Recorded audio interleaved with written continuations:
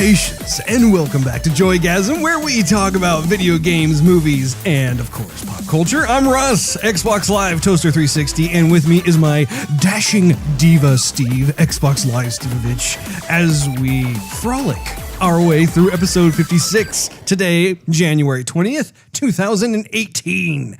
To get the most out of Joygasm, you can follow us on, what can they follow us on, Steve? Oh, Twitch, Twitter, YouTube, Facebook, iOS, iTunes, SoundCloud, Androids. Don't forget about Instagram. Insta, yeah, we don't forget our Insta.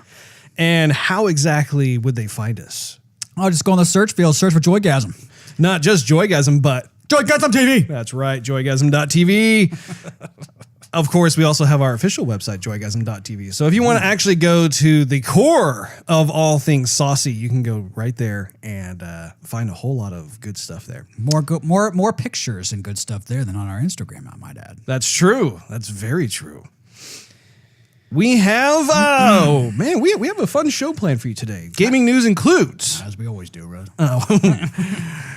Good point. Overwatch viewership, Activision CEO departure. Movie news includes Guardians of the Galaxy 3, Disney doing 2 Sword in the Stone movies, Expendables 4, new developments in Quentin Tarantino's Manson film, and the future of Chris Hemsworth and Marvel Studios. Oh! Our topic of the day is movie trailer reviews of Tomb Raider, Red Sparrow, and Braven. But first things first, Steve, how you doing? Oh, snap. Russ, I'm frolicking. Hey. Oh. Kicking over daisies as I do it. Hey, I was planning those. Yeah. Those were expensive. Oh, man. When we were twitching the other night, we were playing some Overwatch, and we were having a grand old time. Indeed we were. And then some folks who were watching us play are like, hey, why don't you guys playing competitive? And I thought, you know what? Maybe we should, Russ. Maybe it's time we step up our game. That's a good idea. And I actually feel bad about not realizing that we had people talking to us while we were playing in Overwatch, because obviously my eyes are glued to the TV screen. Yeah. And thankfully you kind of glanced over and you're like, oh, we have people. Yeah, hey guys. Hi. Yeah, we'll make more of a concentrated effort to be able to engage you all. Welcome to the show. I'm here, guys. Wait, don't leave yet. I should have combed my hair. Yeah, so we'll be making more of a concentrated effort to be able to respond to that. And that's actually part of the fun, really. I mean, just if you have any kind of requests, we'll be more than happy to do it. And honestly, I thought that I wasn't even able to get into competitive mode with you because you're much farther ahead level-wise than I am. And I thought that there was some kind of, I don't know, filtering system in there. We got to step up our game, Ross. I completely agree. And that was funny, though. I was like, Russ, we got someone's saying for us to go into competitive. You want to do that? And you're like, I was about to go to bed. Someone said that? Right.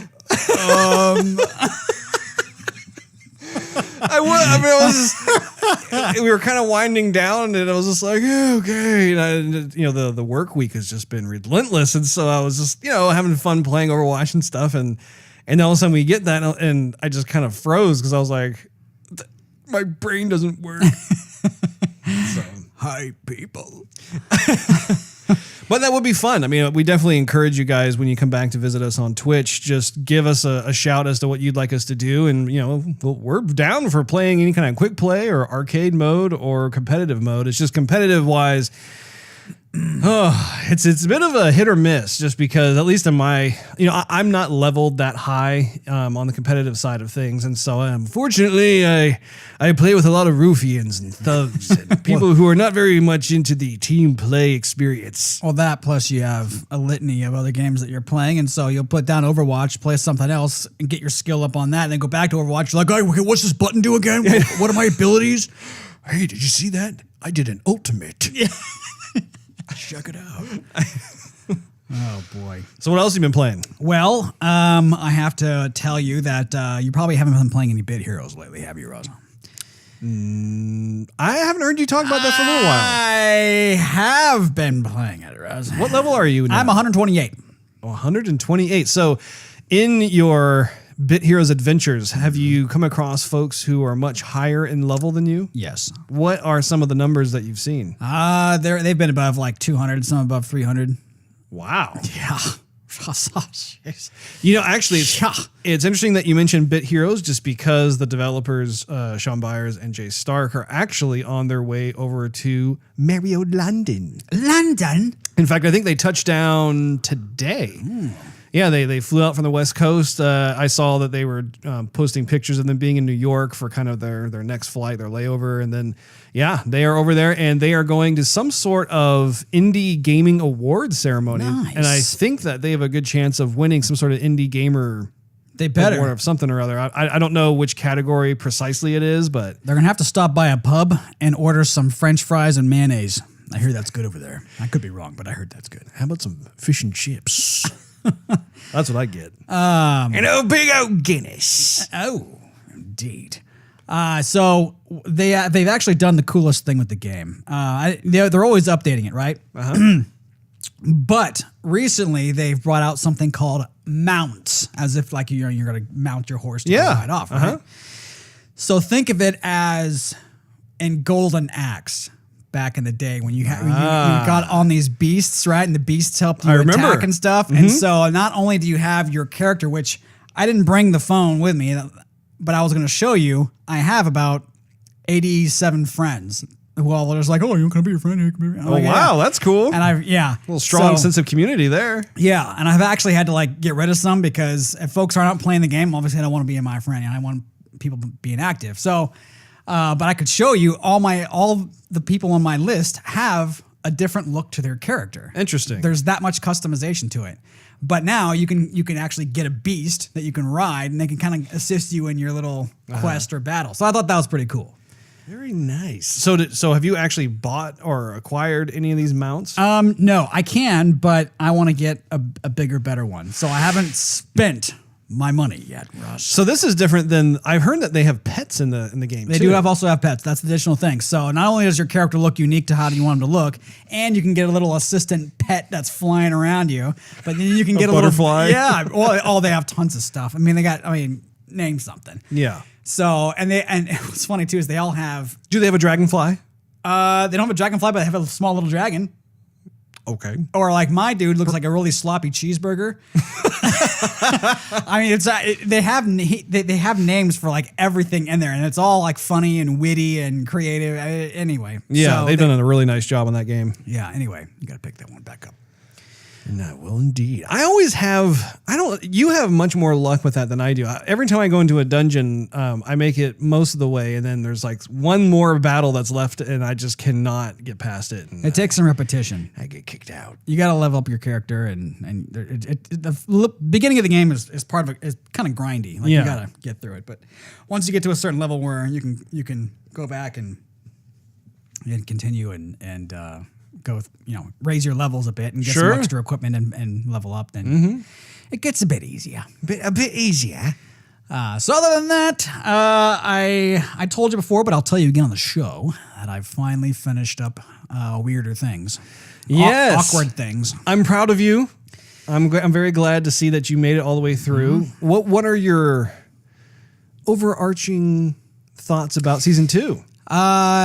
Since I went right from season 1 to season 2, I really feel like I'm part of the friend group, right? Yeah. Like I'm part of the inner circle, and they feel like they're all family, really, because it's funny. They don't act as if they're grandstanding, which is cool. I love when actors don't try and act like they're trying to get an award. They're acting like normal kids and normal people, and I love that stuff.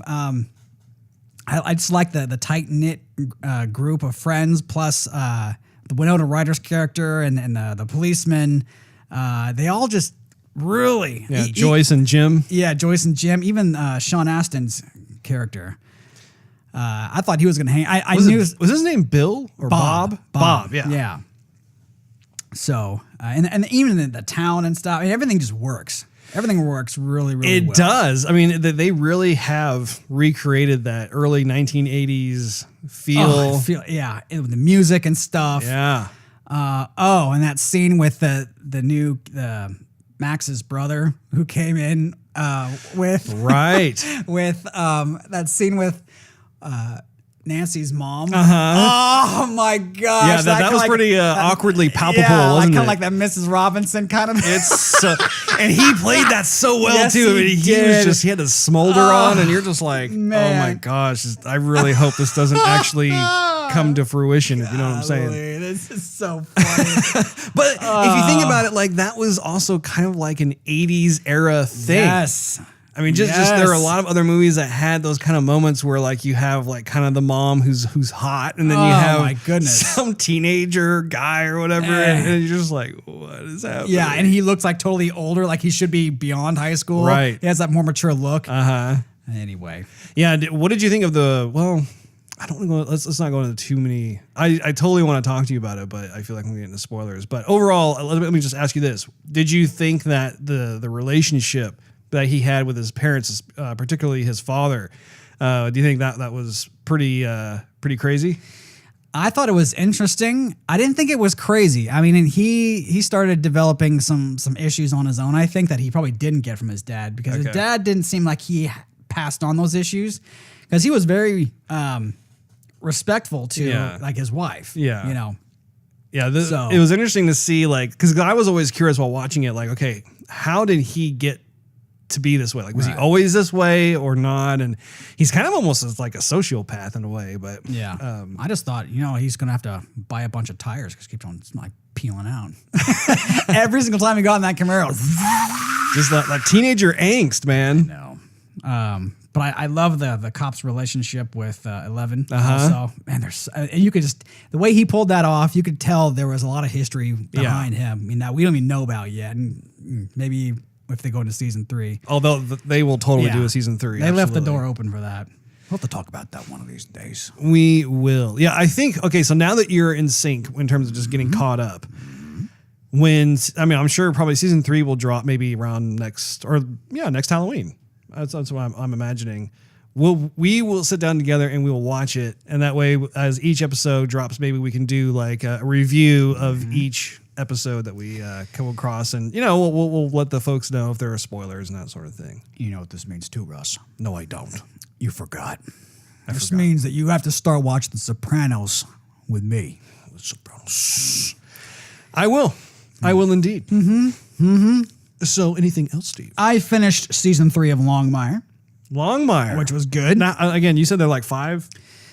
Yeah. On Netflix says there was 5. IMDb says there's 6. I don't know. I thought they finished the whole thing up. We'll see what happens. I'm gonna finish the whole entire series. So I really need to get back into my Netflix watching. I've really been playing a lot of games lately, which has been fantastic. But I've been doing the opposite.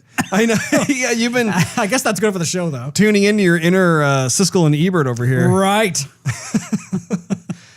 On my side of things with the gaming, man, like I've been going back and forth between the various consoles, but been absolutely enjoying Zelda. I know that I've been talking about this over the past couple of episodes, and I found a new town with windmills. There's kind of a science lab that's kind of at the top of this village with like this huge telescope, and so it's been a lot of fun being introduced to the folks who work there. And again, just the mechanics. Like, I love cooking. It's the funniest thing. I love gathering in the game, like just different elements, and then finding like a fire with a frying pan or whatever to be able to cook it and just see what comes up. Because it doesn't, like, every time you do something, there's like something else that appears. It's really cool. Like, you know what would make this?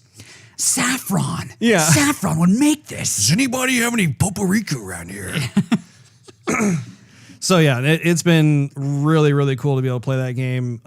At some point, I need to have you over. Maybe I can show you a little bit after we record this, but just, it's crazy because the game itself, obviously the graphics are not bleeding edge of some of the other titles. It's not like a Rise, Son of Rome type of experience where it's like a graphics tour de force or something like that. But still, it doesn't matter in a game this good because the game itself is so well thought out everywhere that it's interesting to me too, because typically when I play a game, within like the first 10 minutes, I can tell like, oh man, this game's awesome. This is a sweet game. This is going to be like one of the contenders for Game of the Year.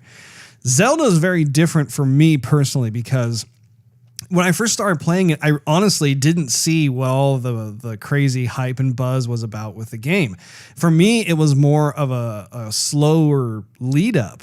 And the more I played the game, the more little subtle nuances and things I started to discover or notice really started to compound until the point now where I think I'm hitting kind of a sweet spot where it's like, wow, this game is seriously one of the best games of last year. And by the time I finish the game, it could very well be that maybe it trounces Horizon Zero Dawn. I don't know. Horizon, of course, is like my pick of last year's Game of the Year. Anyway, super, super cool game. I beat The Last of Us. Ah, you told me. Yeah. Mm-hmm. And so that was just a terrific romp through as well. I can see why that game has received the amount of accolades that it has ever since it came out. It came out back in like 2013. And man, such great storytelling, great voice acting, great character animations, just in terms of being able to exude the different types of emotionality on the characters' faces. And it's interesting because I'm totally in this Naughty Dog phase where now I've gone from The Last of Us to now playing Uncharted 4. And I felt like it was necessary just because I've been in this Last of Us phase now for the last, I'd say a couple of weeks or so. And I've been getting used to kind of like the dated graphics. So I go from that to going to Uncharted 4, which is Naughty Dog's most recent. Well, it's not because Uncharted, the other one, what was it? Territories? Not Territories. There was a newer Uncharted game that came out. I haven't played that yet, but I have downloaded it. But just seeing the graphics jump in fidelity was just amazing. I'm like, whoa! Man. So, needless to say, in Uncharted 4, I have just reunited with my brother. For those who have already played the game, I'm right here. No, there you are. I thought you were dead. Now I know you're not. Now I don't have to pay taxes. Yeah. Nice. Oh, man, I have to give his stuff back.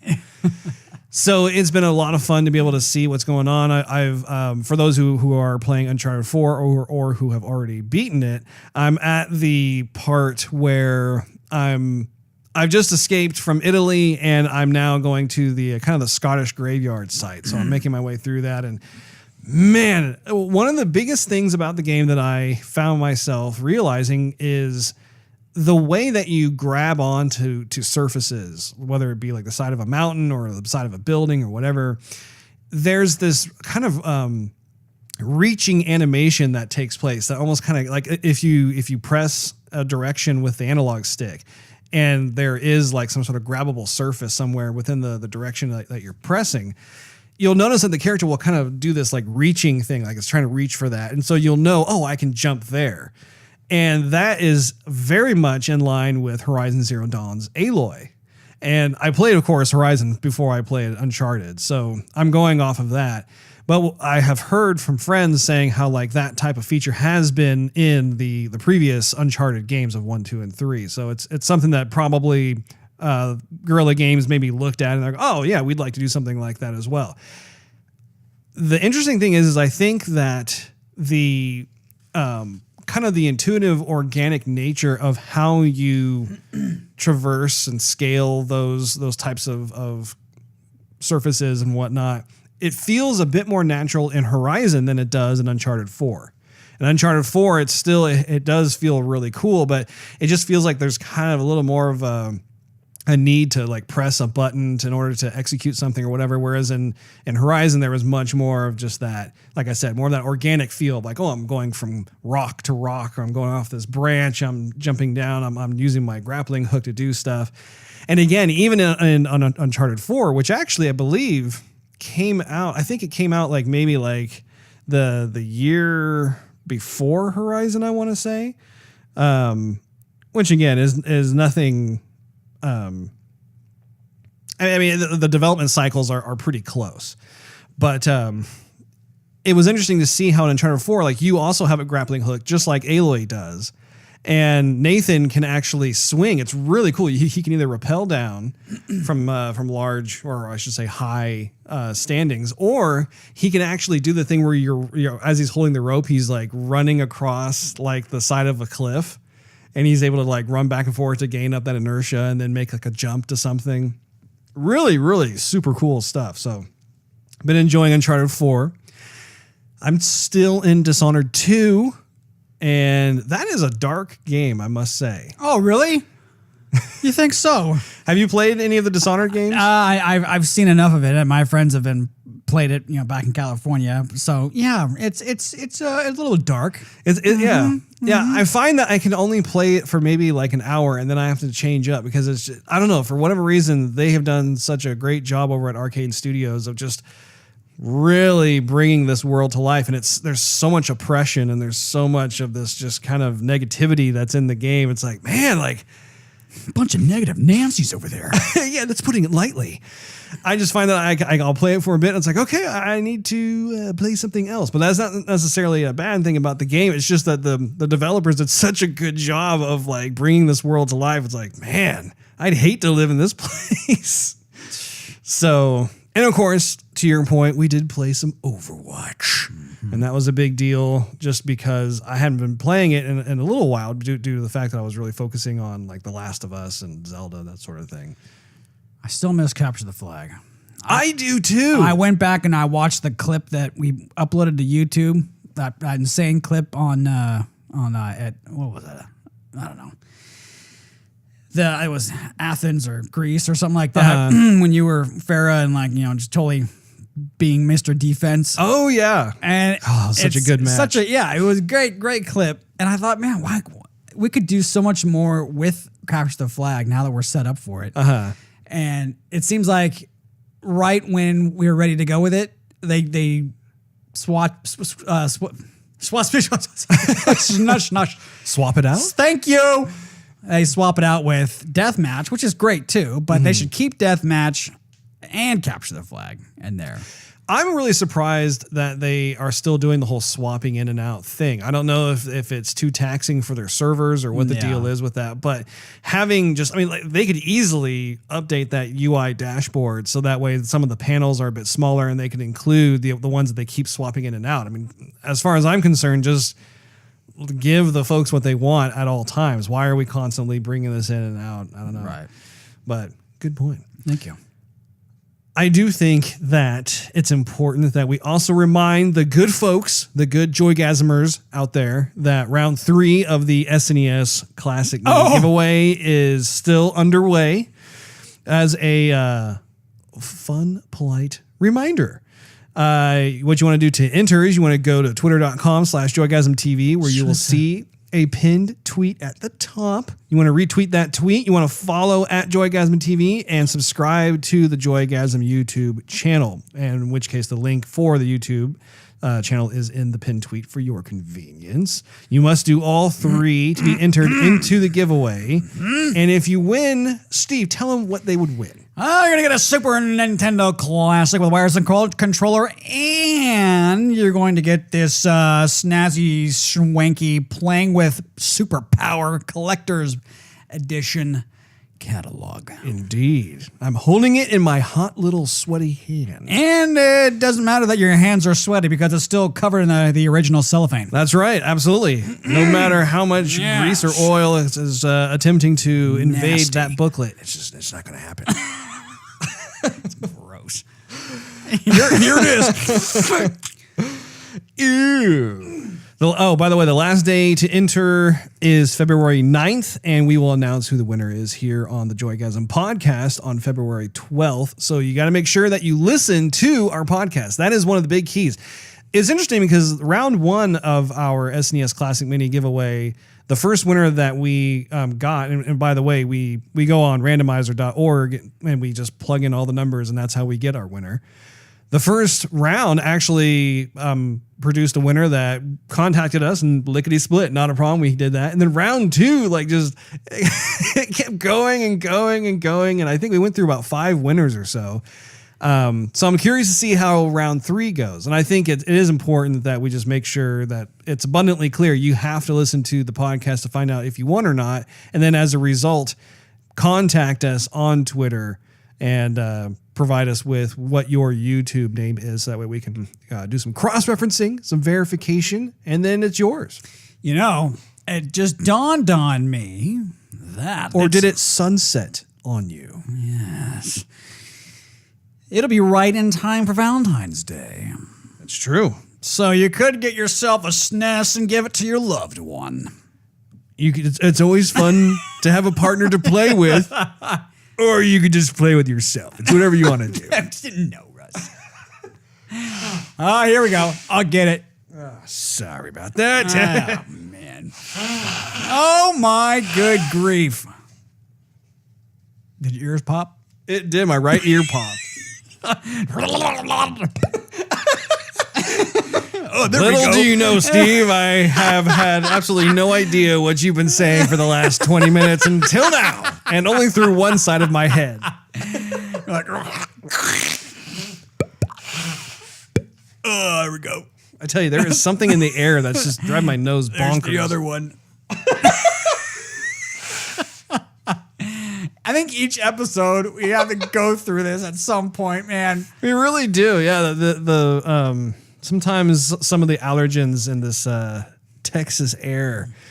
Woo! Man, I tell you what, it just really messes with your sinuses. So anyway, I went to a job interview once. Here's a short story, and I was like blowing my nose like crazy, like you were just doing, and my eyes were running and everything. And I looked at the guy who was interviewing me, and he looks at me like, I feel sorry for you. And I looked at it and I said, you guys have allergies out here? Because I just came from California. Of course, you know, we had hay fever and stuff out there. Yeah, yeah. And I look at him like, yeah, you guys have allergies? And his eyes go really big, like, yeah, like, what? Yeah. As if you had to ask. Yeah. He's like, I pop a Claritin like every day. Oh, man. All right. So let us segue into one of our newest segments, which is the Overwatch segment. This is a brand new segment on the Joygasm program where we love to be able to track and follow the Overwatch League, as well as any kind of new developments going on. So I say we kick that off on its maiden voyage for the very first time.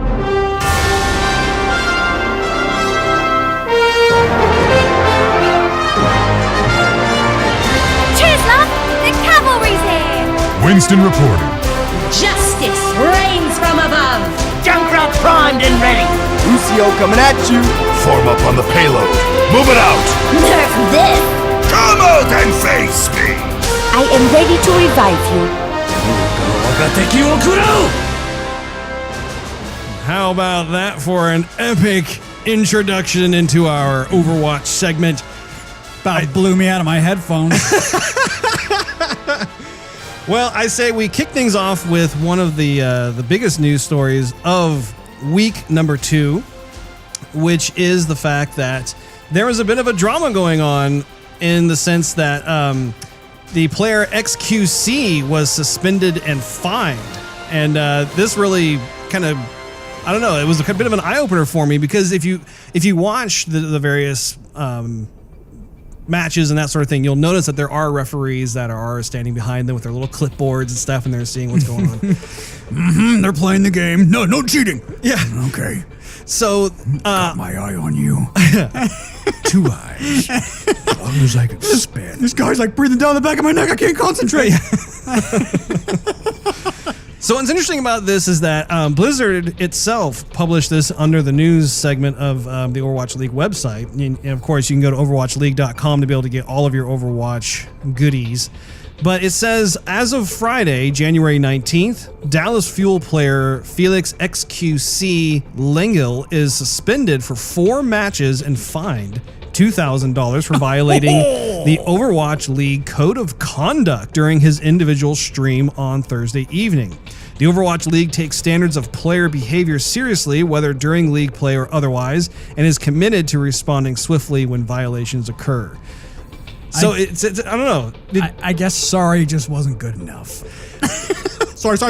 No. it's pretty crazy to see like wow, like this is the first time we've seen some sort of foul, so to speak, from the Overwatch League be in full effect. It's, I don't know, like I was not expecting to see that article, and I was like, whoa, okay. Well, I think this is the deal, Russ. They're on the clock. Okay?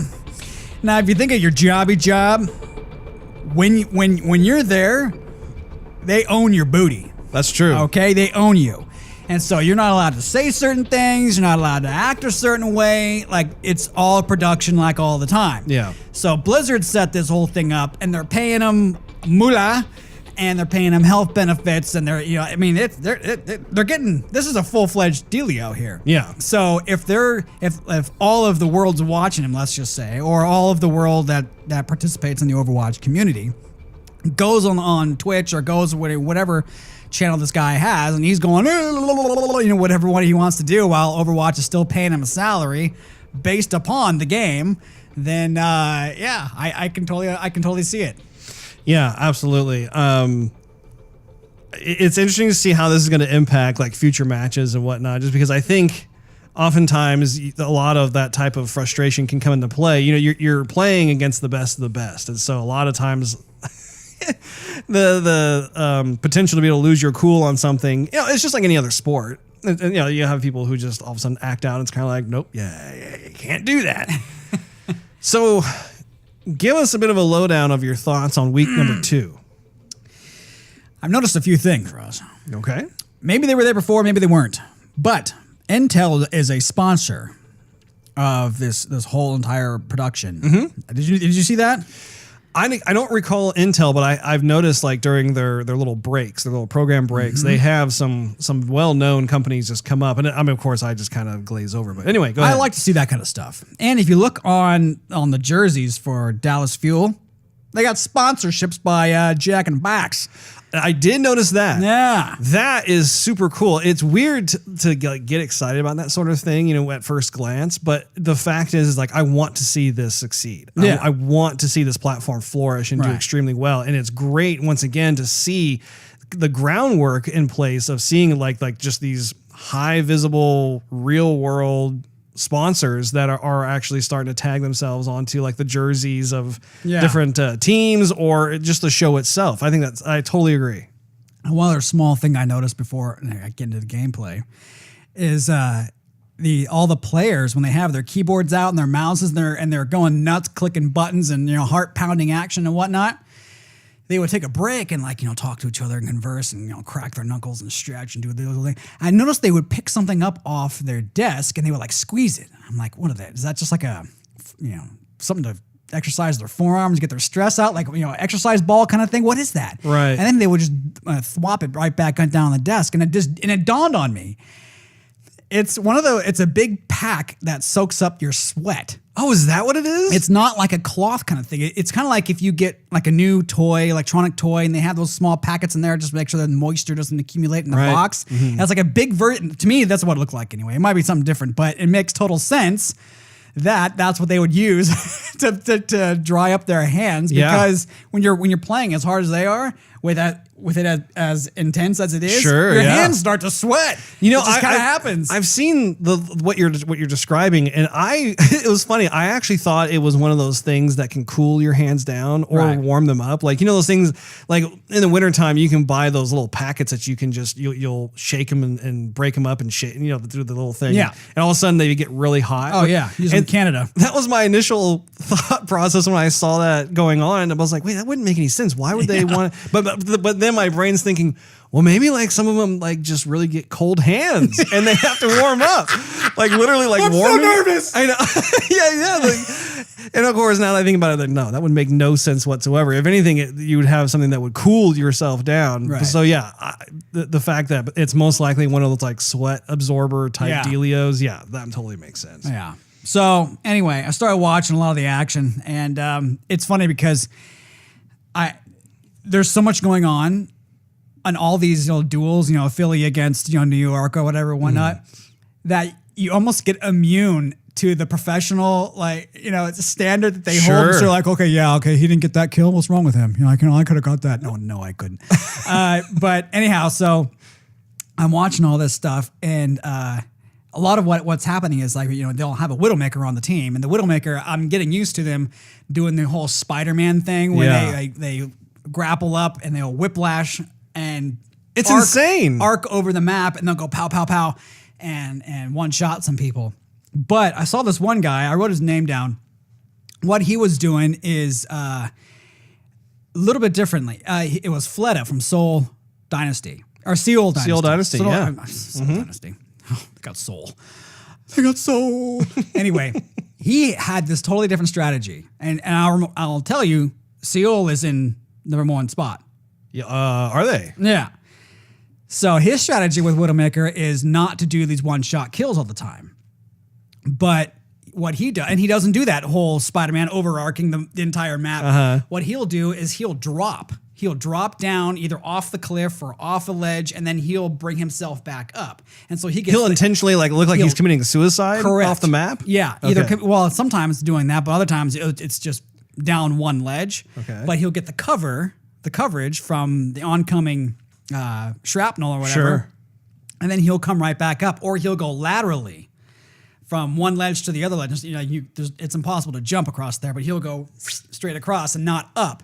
And what he'll do is he'll basically injure the opponent while his team is attacking them. Okay. And so everyone's getting credit to beef up their ult, and he won't just take him out in one shot like some of the other players would do.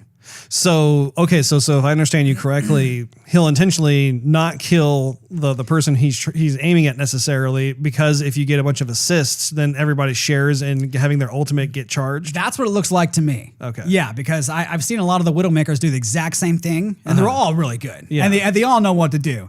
But this was the first time it dawned on me, and I thought, man, he's not going for the one-shot kills. I know he could do it because I saw it later on in another match. So he can do it, but he was choosing not to this time, which I thought, different kind of strategy. That is one of the coolest things about this show, is the fact that like when I'm watching it, I'm taking notes just to try and like improve my own play skills, just because I enjoy having fun. I'm decent at the game, but I'm not like this amazing player or anything like that. So yeah, it's cool to hear that. So then there was a time when, what was his name? Almost in every match, there's like a Genji. Oh, yeah. I've noticed there's specific players that choose the same character in almost every team in every match, which is kind of funny because there's a lot of characters to choose from. And I see a lot of Divas, a lot of Genjis, a lot of Mercies. Anyway. There are a lot of characters that are repeatedly used, I notice, in the various team fleshing outness. Right. So on the London Spitfire. So the guy's name was Prophet, or his name. Dude, yes, yeah. Prophet. I noticed that too. Go ahead. So they're on. Was it Junkertown? And it's on that third push, right? The last push, and we have that lateral windmill, that horizontal windmill thing in the center. So he's Genji, and granted, we're all in the perspective of the Widowmaker on the opposing team, right? So you see Widowmaker trying to get to her spot that she's going to start capping people. Yeah. But just like I was saying last episode, how this is kind of like chess where you're anticipating where the other character is going to be. The Genji jumps up on the middle of this windmill, and what it looks like is he is anticipating, okay, there's probably a Widowmaker up there, or I'm going to be wide open to fire. And so he jumps, double jumps, and then does his reflect right as Widowmaker takes the shot, and it's at the most, like, the third level powerful one shot. I mean, it was split second, almost like a reaction, right? I saw that too. That was seriously one of the highlights of the week. It was kind of like that McCree one that happened. I mean, the same thing when it was McCree doing the ult and he just reflected it back. Same thing, but quicker. Like you can't hear anything. He just anticipated, okay, there's probably a Widowmaker that's going to see me up here. I'm going to do it. And if I reflect whatever I reflect, then great. And so I got there, and you can hear the crowd going, "Oh, yeah, oh yeah, yeah." No, it was amazing, and really, like, just those are the type of plays when I'm watching it, where in my play experience with Overwatch, and I've put in a serious amount of play hours with Overwatch. I think Overwatch was my most played game. Did you know that if you go on to Xbox, they actually have this little feature that shows you, like which games you played for the year and how long you played them, and I noticed that the other day. Yeah. I have like 78 hours and I'm Forza. Yeah. So I think I don't want to misquote myself. I'll have to look at it again. I posted it actually on my Facebook page. But anyway, continue. Thank you. I have another one for you, Russ. So on Ilios, the one where the well's in the middle, right? So I have to give the character credit. Excuse me. That well actually reminds me of the movie 300 where he like yells out like, "This is Sparta!" And he like kicks the guy into like the bottomless pit. Go ahead. So there's two people. There's Shadowburn on Philly Fusion, right? And there is Bishu, who played Diva. He's playing LA Gladiators, right? Yeah. So what happens is Shadowburn, who is Farah, get kind of tucked behind one of the corners there in the well, and was about to do her ult, right? Wait, in the well? Or around the well. Around the well. Yeah, not in, but on the corner outside of it. Okay. I was going to say, I wasn't aware that there were any like platforms down there. It'd be amazing who looks down that well. I mean, you can get down there and shoot up and you can hit all the people. So Shadowburn does the ult, and Diva, who was just barely in sight, goes inside that one room and is rocketing. Like she has 3 seconds of afterburn, right? And goes up and launches herself up and avoids the rockets and gets right in front of her and goes pop, pop, pop, pop, pop, pop, pop, all the way down and totally takes her out. Oh, wow. So I don't know if she saved her team or what, but stuff like that where it takes balls, and someone's doing Juegos. Where you could die, but you're saving your team and the person doesn't notice you. I thought, man, that's awesome. Yeah. Very, very cool. Any other highlights that struck your fancy? No, by that time, I wanted to do something else with the setting sun instead of watching Overwatch. Those were three that stood out to me. I have got to say that I completely agree. In terms of Prophet, I think that he did a tremendous job over week number 2. In addition to the one that you described, there was another one where London Spitfire Prophet was playing as Junkrat. I don't know if you saw this one, Steve, but he I can't remember the name. It's what's that Middle Eastern map? Oh, that's the name escapes me for the moment. If it comes Temple of Anubis. Temple of Anubis? That's right. No, I feel like there's another one. No, it's not Temple of Anubis. It was that other one. It was the one. Temple of Anubis is the one where you have kind of the more Egyptian style, right? Like you're going. Yeah. It's not that one. It's the other one. It's the it's the one that has traffic going by on the side. Like if you're not watching where you're going, you'll get hit. It's kind of like the UAE map, kind of. Yeah. What is it? Well, anyway, it doesn't matter. But the point is that he, as Junkrat, does his ultimate, and he literally has the wheel going over the rooftops of those tall buildings. Huh. And he manages, and as that's going on, you have the other team trying to push through. How it has that kind of hallway that they have to go through, and then they're trying to get into the other side. He manages to somehow get this wheel to just kind of rumble tumble along the top part of the roofs. I didn't even know it was able to do that. Comes down from behind the team and just gets a triple kill, which was just fantastic to see. I mean, it was super cool. And then of course, I think the one that you were talking about with Genji, that was another one too. That I was watching that and I was like, that was amazing. One more thing about Genji, and this was on a different team. So there was a Dreamcasper was Genji, and Wakid was Junkrat. Okay. This is what dawned on me. So there's a lot of dawning on you today, isn't there? The dawn is darkest before the never mind. Anyway, so what midday on me? So anyhow, Wakid was about to do the Riptire on Junkrat, and Genji, who was Dreamcasper, jumped up on that windmill, the same spot, right? Okay. And did his that dash. Right. And I mean, again, just a reflect. It wasn't even like, oh, what should I do now? I mean, he just saw it happen. And I mean, the Junkrat just pulled the lever on the thing. So it was right in its beginning stages. Goes over and takes it out in one shot. Wow. I mean, completely eliminates the guy's ultimate. I mean, I'm sure he didn't get that much credit for it, but I mean, that could have saved the game. Yeah. You know? There were several types of saves like that. I know that Florida Mayhem's Logics as McCree had some mighty fine skills against the Shanghai Dragons when they were facing off against each other. That was a pleasure to watch.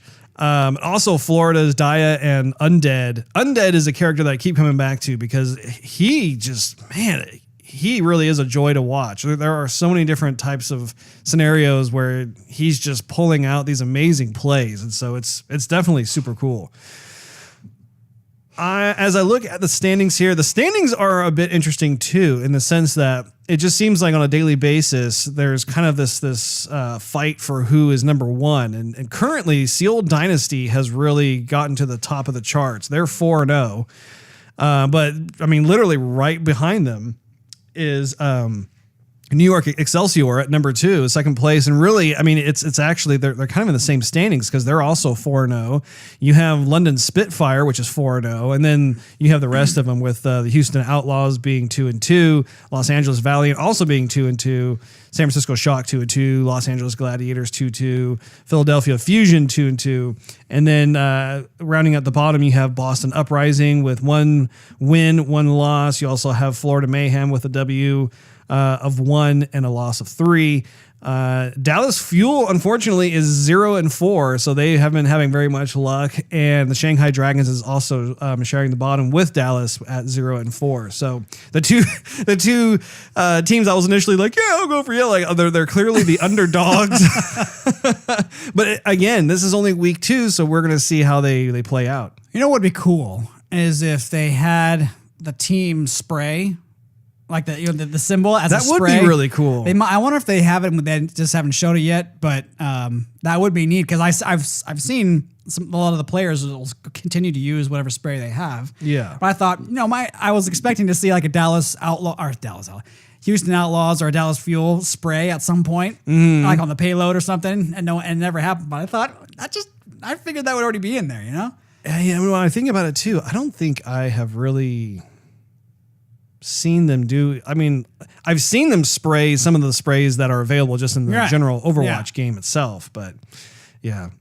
So as I'm looking forward to week 3, we're still in stage 1. On Wednesday, January 24th, we have San Francisco Shock, who are going to be facing off against the London Spitfire at 6 p.m. Ouch. We also have the Shanghai Dragons against the Seal Dynasty. Again, that might be, it'd be interesting to see how that plays out. And finally, Los Angeles Gladiators against the Los Angeles Valiant at 10 p.m. So it's kind of cool that, I mean, aside from the San Francisco Shock and London Spitfire match, you have the Shanghai Dragons, the Seal Dynasty versus Yeah, and you also have the Los Angeles Gladiators versus the Los Angeles Valiant. So little bit of the old rivalry might be forming. It'd be very, very cool. I think that just about sums up the Overwatch segment. This is fun. This is going to be a fun thing that we can do as the season continues, and it's going to be interesting to see what other types of little nuggets of goodness we can get. But as it stands, how are we getting to some gaming news, Steve? Yeah, sure thing, Russ. Again, not a lot, but we have just a couple little items here. To start things off, the Overwatch League reaches 10 million viewers in its first week. Again, we were talking about how on the first day in the previous episode, they reached, I believe, about a total of about 415,000 viewers. But as it stands, the first week alone reaches 10 million viewers. Again, hats off to Twitch and Blizzard for that. I think that's a big win. The second story we have here is that the Activision CEO, Eric Hirshberg, to step down in March. This was something that surprised me because Colin Campbell reports that Activision CEO Eric Hirshberg will step down in March, according to a statement released. Hirshberg joined the company 8 years ago, reporting directly to Activision. Blizzard chief Bobby Kotick. No reason for his departure has been given. According to a report in VentureBeat, Activision is looking for a replacement. And I have a quote here. It says, "This is an amazing company," said Hirschberg in an email statement. "I have nothing but admiration for the incredible team I've had the privilege to lead, and I have nothing but appreciation for Bobby for giving me this transformational opportunity, and also for having the vision and conviction to champion a creative person for a leadership role on this scale." Again, I'm surprised about this just because being CEO of Activision, I mean, the stock is doing great. All of the different games that are coming out, they've gotten into this really great schedule of sorts. So, I don't know. It'd be one of those things where, once again, it'd be awesome to be a fly on the wall just to see what's going on. I wonder if it's... Buzz. Yeah, I know. It's just like... Is it burnout? Is it just the fact that... Like, where's my fly swatter? That thing's been there for days. it keeps looking at me. But anyway, we definitely wish him luck. And I mean, he's done a really great job over the past 8 years of building an empire. So that's it for gaming news. Let's segue into some movie news, Steve.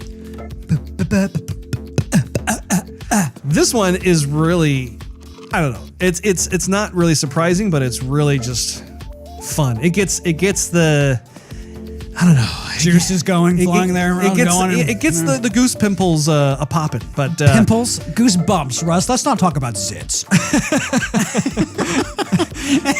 It gets the back knee exploding. Oh gosh. So Guardians of the Galaxy Volume 3 has a release date. Well, actually, okay, let me backtrack. It doesn't have a release date. Oh, thanks. It has a release year.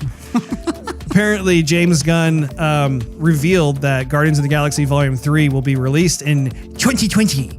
So it makes a lot of sense just because from the first Guardians of the Galaxy to Guardians of the Galaxy Volume 2, it also took about 3 years. Can't come soon enough in my book. I thought we mentioned that earlier on a previous episode that it would come out in 2020. I think it was rumored at that point, but there was no official announcement. Because I think you did that thing with the 20. I do a lot of stuff with that 20. Whenever I have the opportunity to bust out with the Barbara Walters 2020, I do my best. Disney hires 28 weeks later director for Sword in the Stone live action remake. Now again, come on, back on. If you recall, we had another Sword in the Stone-esque movie in development by Disney under Ridley Scott. Right. But I think that one's going to focus primarily on Merlin. So this one says, according to a Hollywood Reporter, and I'm going to totally, let's see if I can say this correctly, Fresnadillo or Fresnadillo. I'm going to go with Fresnadillo. Is currently in talks with Disney to take on the project, which would be a reimagining of the 1963 animated classic. A release date for the remake has not yet been set. The Sword in the Stone is the second, like I said, of 2 Merlin films currently in development at Disney. So I'm going to be watching this very, very closely because, as I've mentioned on this podcast many times in the past, Sword in the Stone is one of my absolute favorite Disney animated films. I really hope they don't mess it up. And really, I don't know which one to go with. Like, do I go for the one that is the reimagining of the animated classic, or do I go with Ridley Scott? Do I go for the Bernie Mac version, or do I go for the Big Mac? No, I'm hungry. Oh man. Sylvester Stallone teases the Expendables Quattro. We're all gonna do this. Hey, Sylvester, hey, Sly, you got anything for us over here? Despite reports last year suggesting Stallone left the franchise, the actor recently shared a couple Instagram posts teasing the Expendables 4.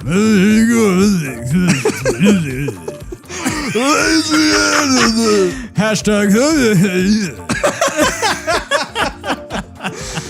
One of the posts features an image of Stallone as Barney Ross and Jason Statham as Lee Christmas with the following caption, "Just when you thought it was safe to go outside, they're coming back." They didn't say the Adrian part. Right, yeah.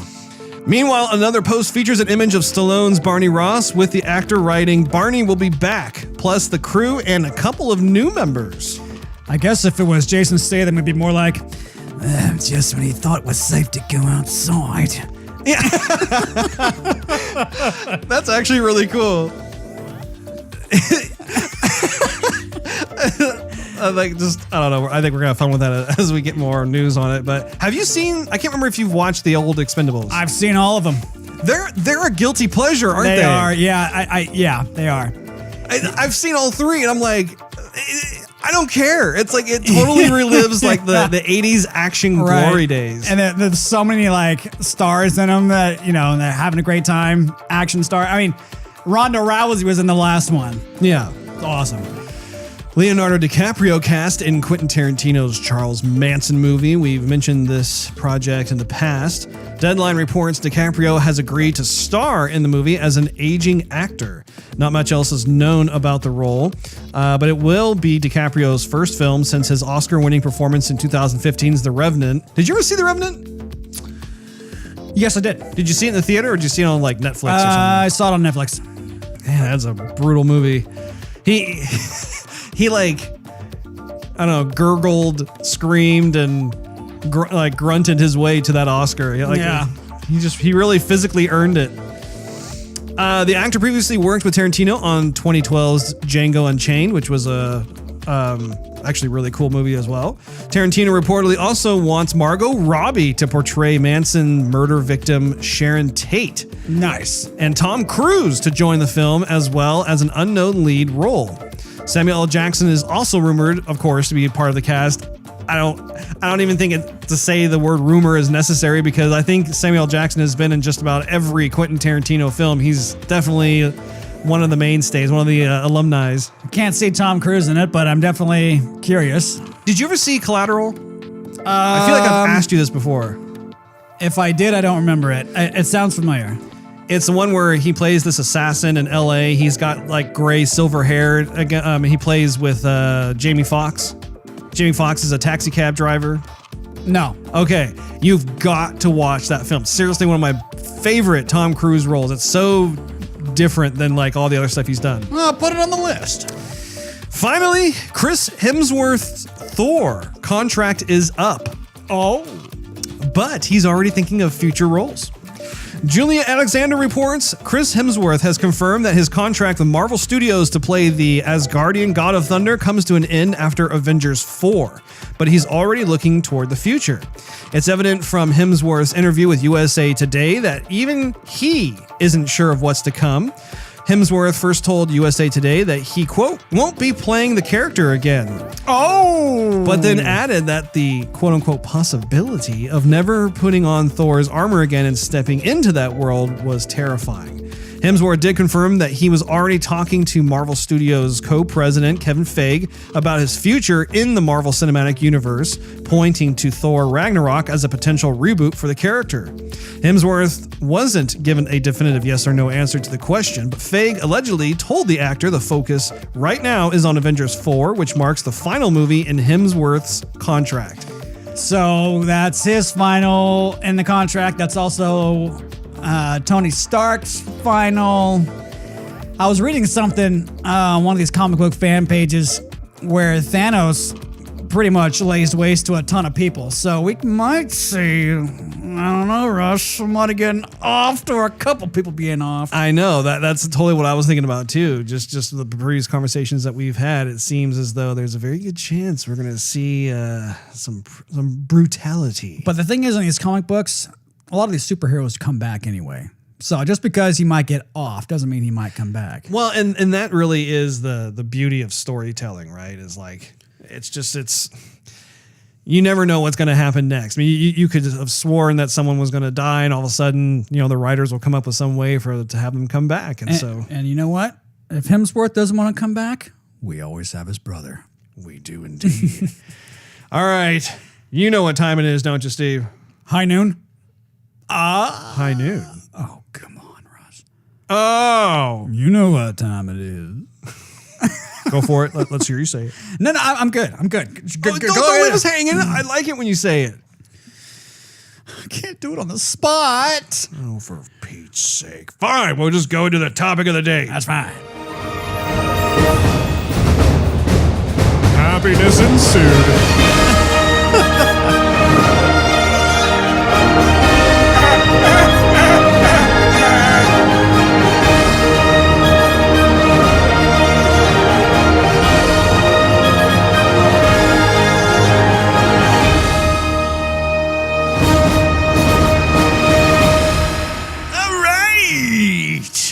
Our topic of the day is a fun one, actually. It's going back to what we've done in the past here and there. It is the movie trailer reviews. And then this particular episode of Topic of the Day, we are going to be checking out the trailers of the latest Tomb Raider, Red Sparrow, and Braven. Have you seen any of these trailers, Steve? No, I haven't. I saw they were released, and I thought, I think we're going to talk about this one day. So I exercised a little restraint. I'm proud of you. Did. Very, very nice. Do you have a? Well, I guess we could start with Tomb Raider. What do you think? Or unless you prefer to see one of the other ones. Yeah, there's Tomb Raider. Okay, let me do a little searching. I'm going to do a little queuing of the latest trailer. Now, again, this is not the first initial teaser trailer. This is actually the latest trailer that just got dropped. Trailer 2. I thought I saw Dad again. I think I'm going mad. Lara, your father's gone. At some point, we have to face up to who we are, who we're meant to be. I think I know where my dad went. That's right in the middle of the Devil's Sea. It'll be an adventure. Death is not an adventure.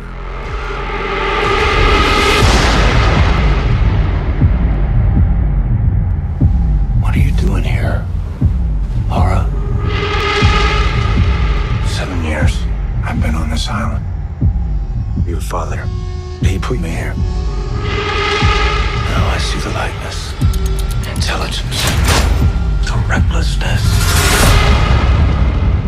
What do you know about my father?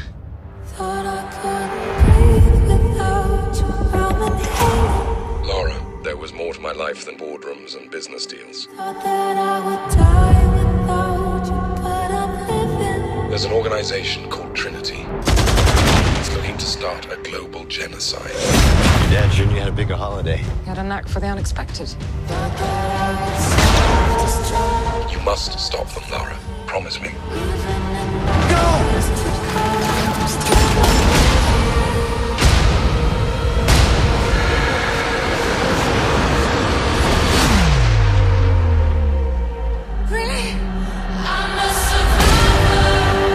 Ladies first. Open the tube!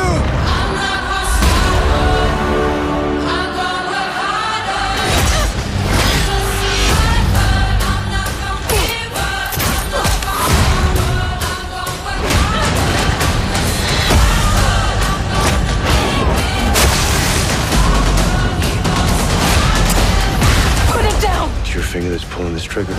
You messed with the wrong family.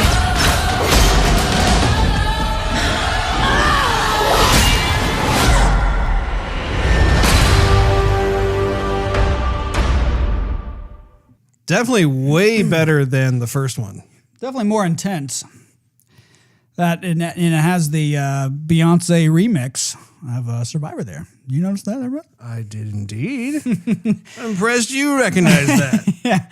I see at the end how she used her ice pick. From what I looked like to me, it was an ice pick. It's not an ice pick, but it's used when you're actually doing mountain climbing in the snow. Or yeah, I don't know what the name of it is, but yeah, I totally keyed on that. Yeah. It looks like it's very much in line with the reboot of Tomb Raider, where you have very much like a younger Lara Croft, and actually just even some of the way that she's fighting, some of the different types of action sequences and stuff. It totally brings me back to the reboot, and as well as Rise of the Tomb Raider. But I'm hoping what they don't do is move it too fast, because you see a lot of action sequences in the trailer, which are great. But I don't want the movie to be just action sequences and then just like, oh yeah, this is what happened with her father, and I want them to spend a little time. Yeah. I'm curious to see how the antagonist plays out. It was one of the funny things about my experience with playing with the Tomb Raider games. I love the Tomb Raider games. The thing is, though, is that the villains typically are kind of forgettable. Like they just don't have the commanding presence that you would expect if like if you watched Indiana Jones, which is clearly in the same vein as Tomb Raider. That's where Tomb Raider drew its initial inspiration reference from. you have these different types of baddies in the film that they just stay with you. You're just like, you're blown away by just the way that the character was developed in those films. So I'm curious to see how it goes for Tomb Raider. But did you is it a film that you think you're going to be looking forward to seeing? Yeah, I mean, we definitely would see it in the theater. But I stick to what I said. I'm going to hold off a little reservations. Going to go into it with an open mind, and we'll see. We'll see, Russ. By the way, as just a little side note, Walton Goggins, who is the antagonist in this, awesome actor. And that's actually one of the things that I want to make clear is the fact that they got this really great actor to play the antagonist in this particular film, and so I want to make sure that they give him just terrific material to work from. He looks like, and I haven't seen much of The Walking Dead, but he looks like one of the main characters from The Walking Dead. No, he's not in The Walking Dead. However, he is. Did you ever see Sons of Anarchy? No. Oh man, that's a great show. You've asked me that before. Anytime you bring it up, oh man, you seen it? No. Okay. Have you seen it this time? I keep thinking that you're going to start watching it. If I'm going to start watching it, I'm going to announce it on the show. Okay. Anyway, let me know. I cannot wait for you. And actually, okay, so fair warning, I could not get myself past the last season of Sons of Anarchy. Have I already told you this? Mm-hmm. You did, yeah. Okay. Yeah. Well, they don't know. Anyway, I could not get myself past the last season because it was just too violent. It was too intense. And did you have to cover your eyes a bit, Rose? Man, both. Did you need some milk and cookies? The wife and I are huge fans of Sons of Anarchy, and we just, after the first or second episode going into the final season, I'm just like, I can't. And I don't know if it's because we became new parents at that point, and there's something that does change in you when that happens. But when you look at each other, we're like, man, this is too brutal. We can't. It's the same kind of reaction we had with Breaking Bad. I could not. I watched about 5 episodes. And finally, I'm like, this is too real. This is too crazy. Anyway, let's move on to the latest Red Sparrow trailer. Are you familiar with kind of the synopsis of the Red Sparrow movie? No, I've heard of it, but that cover looks like it's right out of Les Miserables. Yeah, it's interesting what the setup is regarding this, but essentially they're pitching it as like this kind of elite assassin organization that is within the Russian government, and they're predominantly female. KGB females? More or less, something along those lines. So let's watch trailer number 2 for this one. I always love those green screens. The following preview has been approved for all Honey, Mama, what is it? I have to go away for a while.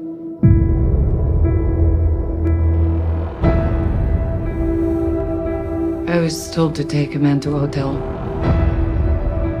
They said he was an enemy of the state. Take off your dress. And in exchange, my mother would get the doctor she needed. Instead, they cut his throat. There could be no witnesses. So they gave me a choice. Die or become a sparrow. From this day forward, you will become sparrows. Weapons in a global struggle for power. You'll be trained in psychological manipulation. You must learn to push yourself beyond all limitation. Take off your clothes. When we are finished with you, the person you were will no longer exist. Every human being is a puzzle of need. You must become the missing piece, and they will tell you anything. You have a gift. You know how to survive. This is what you were meant to do.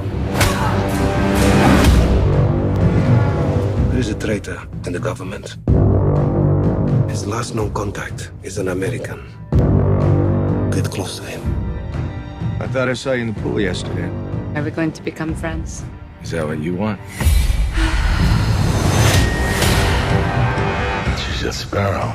You only matter because of what you can do for them. Work with me and make these men pay. You are better at this than any of us. Your only problem is you have a soul. We can't trust a word that comes out of her mouth. There's something else we're not seeing.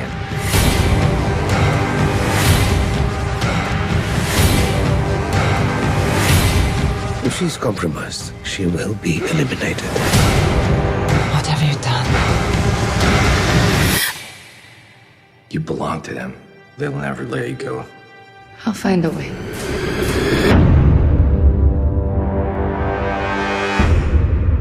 What'd you think? I didn't think that was Jennifer Lawrence at first. I thought that was Gal Gadot. Gal Gadot. Yeah. I saw a movie that was somewhat similar, but maybe not as intense, with Angelina Jolie, and it was called Salt. I never saw that. Was it good? It was okay, but it was kind of the same thing. And I think they actually referred to her as a Sparrow also within the KGB, and she was working for the CIA and had to put her family at risk, and her family didn't know what was going on, and somewhat similar. I think the trailer looks awesome. I mean, just the way that everything was set up. I think it was done in a way that was just way more mature. I don't know. Like, there's kind of a back and forth that I have with these types of films, where like if it's too action packed oriented, then you lose some of the depth because it's all surface level. But if you go the other way and it's all it's all depth but not very much surface level action, then it becomes almost kind of too boring because it's weird. And so, at least based on how they're marketing this particular film, this trailer has definitely piqued my interest. I think that we should definitely go check it out. We should. At the beginning of the trailer, the way Jennifer Lawrence has her hair, it looks she looks like a different actress, and I'm trying to remember her name. She was in Braveheart with Mel Gibson, and it wasn't the actress that Mel Gibson got married to, but it was French. Correct. Yeah. There are some. I could see that there are some similarities there. Yeah. Jennifer Lawrence as an actress has done just a superb job. Did you ever see American Hustle? That's on my list. Oh wait, you know what? I don't think was she in American? No. I'm sorry. It's not American Hustle. It's wow. What the heck was it called? It was It takes place in the Northeast. X-Men. Yeah, I saw it. No, but it. Oh my gosh! It's who was the guy who played American Sniper? Oh, the same guy who played the voice for Rocket Raccoon. Yeah. We're totally doing like a brain fart right now. Oh gosh. Well, anyway, they were in a film that I really liked, and I liked it so much I can't remember the name of the film. But anyway, really liked her in that film, and there have been some other films too. So she was also with Chris Pratt in that film that you liked. Yeah. So definitely interested in seeing it, and I think it's time to see again if it's the perfect balance of having kind of your action scenes with more of like the psychological and emotional depth. I think that this movie definitely has promise. You're not talking about like the book series, like where she's fighting for her life, and it's kind of like a reality TV show. No, not that one. Okay. It was Bradley Cooper. That was his name. Bradley Cooper. Okay, you got something there. The light bulb is starting to turn on a little bit. Anyway, it was actually nominated for an Oscar as well. You know what? I'm not going to let this go unsolved. I'm going to go on to InDib. You better, because I know you're going to think of it at 3 a.m. and wake me up. Steve! What's up, Rod? I remember the name of the movie. Silver Linings Playbook. That's what it was. Oh, yeah. No, definitely haven't seen that one. Yeah, that's a good movie. No. Let me tell you. Really good. Okay. So finally, last but certainly not least, this other one, I may have mispronounced this title, but it's Braven, not Brazen. Did I say Brazen early on? I probably did. If I did, I apologize. It's Braven. It's a V. Anyway, it stars Jason Momoa. If you recall, he plays Aquaman in Justice League, and he's also been in Game of Thrones. It's also on Frontier on Netflix, which is on my list also. Anyway, I haven't heard a thing about this, but it looks like this is kind of like his first leading role in a film. So let's check it out.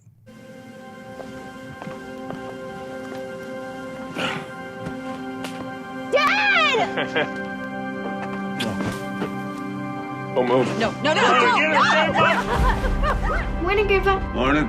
Hey, you make that for me? Yeah. Thank you. I was thinking maybe we go up to the cabin. You can help me shut it down for the winter. I'll go. First time your old man ever asked for my help with anything. What? Slight hiccup. We flipped the truck. We have the whole load stashed at this cabin we found. I'm coming. This is gonna hurt.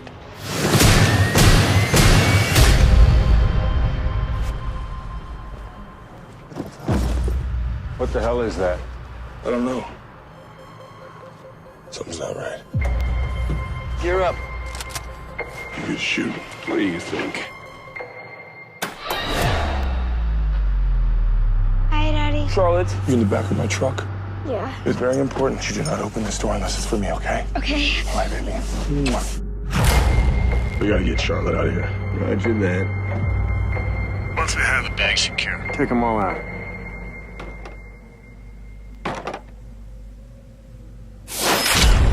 Taking this goddamn cabin now.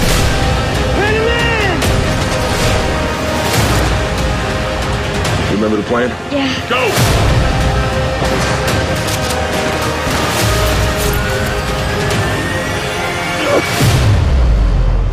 And where's Braven?